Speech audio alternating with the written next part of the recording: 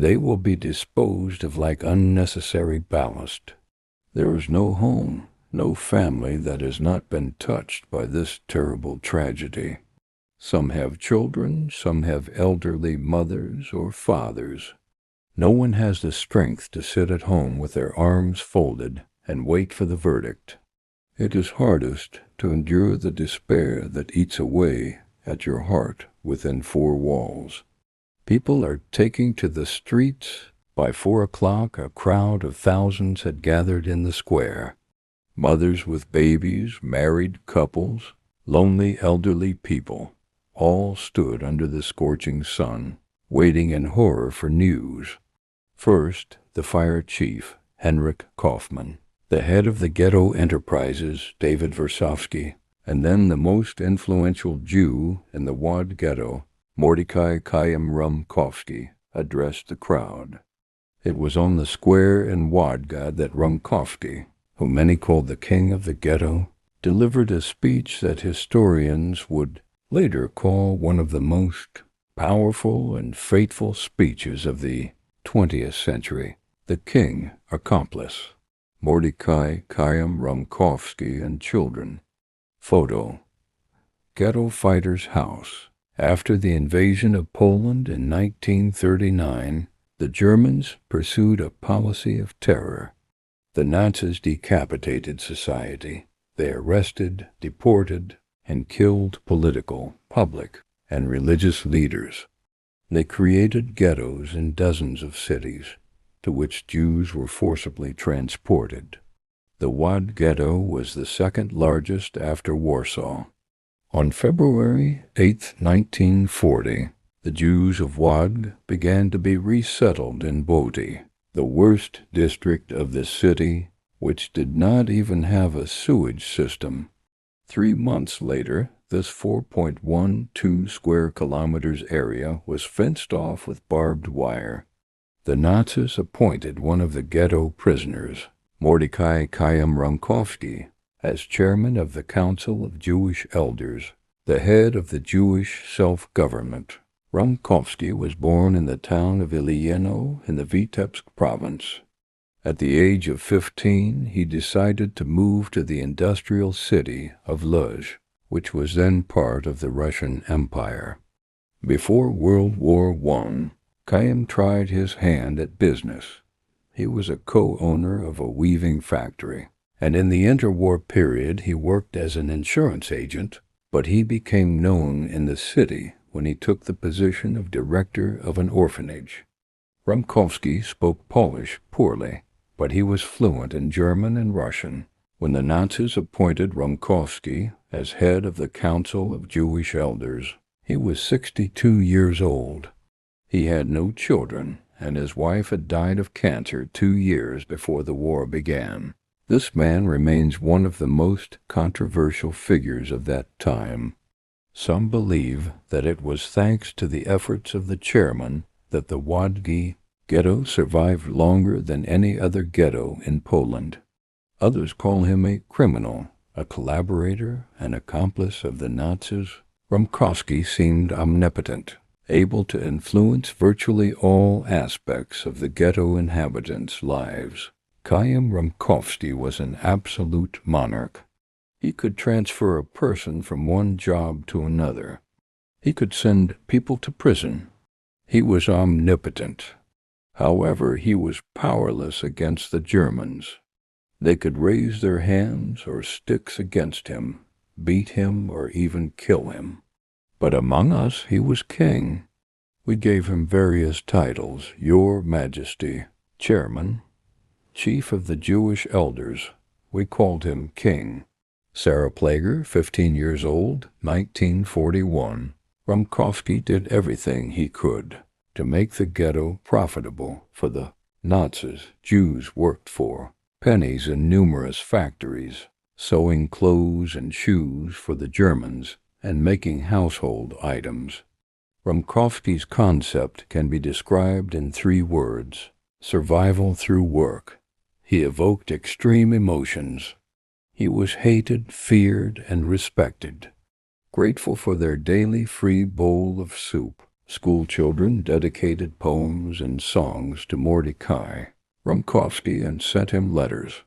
Here is one of them, written on June 8, 1941. Dear Mr. Chairman, my name is Sarenka Levi. I am 9 years old.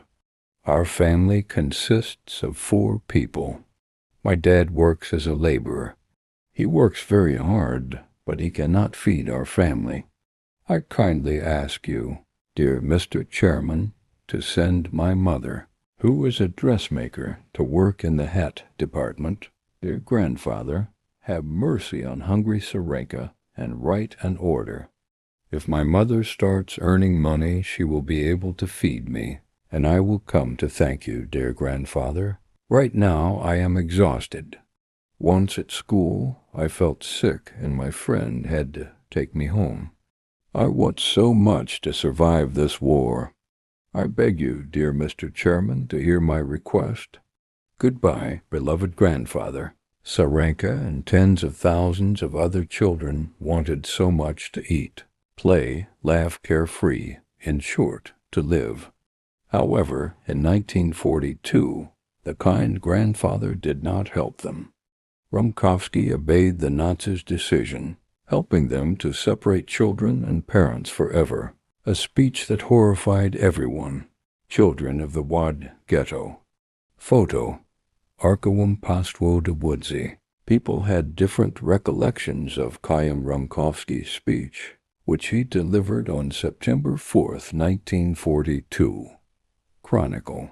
Writers controlled by the king of the ghetto wrote, "This proud Jew, who had ruled his state with an iron fist until then, who listened to no one and did everything his own way, was in despair.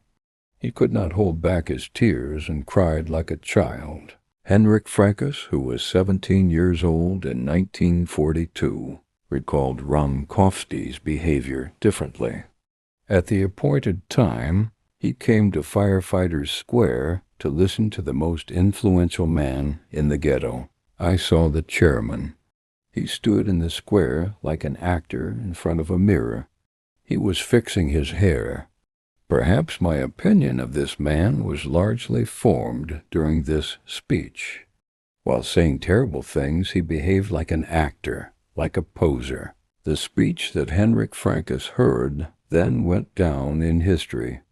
American historians have included it, along with Winston Churchill's military appeal to the British people and Fidel Castro's revolutionary speech, in their list of the most important speeches of the 20th century.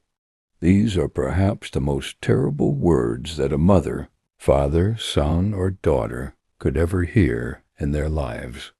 Mordecai Chaim Rumkowski delivered this information, which no normal person could comprehend, with pathos and grandiloquence. A heavy blow has struck the ghetto. They, the Germans, are demanding that we give up the most precious thing we have, our children and our elderly. I was not blessed with children of my own, but I devoted the best years of my life to raising orphans. In my old age, I am forced to beg, brothers and sisters, fathers and mothers, give me your children. Yesterday, we received an order to deport more than 20,000 Jews from the ghetto. We were told, if you don't agree, we will do it ourselves. I must carry out this difficult and bloody operation, cut off individual limbs.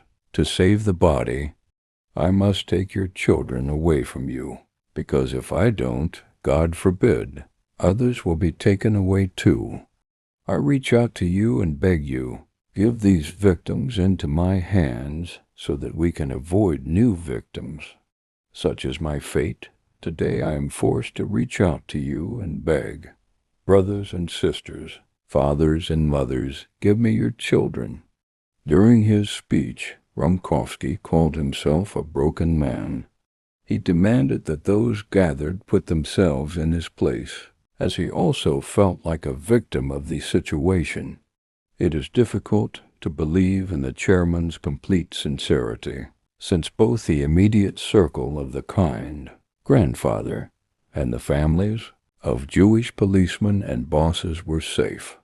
They all knew very well that the Germans would not touch their children and elderly people. After Rumkowski's words, the square was plunged into utter weeping, cries, and moans. Itzhak Rubinstein was 14 years old at the time. The teenager managed to survive the nightmare. After the war, he recounted, "I was standing not far from him and heard him demand that parents hand over their children. He spoke in Yiddish. The wailing of the crowd, of the mothers after his words, was like a sudden storm. It cannot be called a cry. It was a mass wail.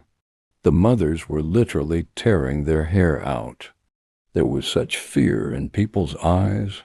No one knew where the children would be taken, what would happen to them.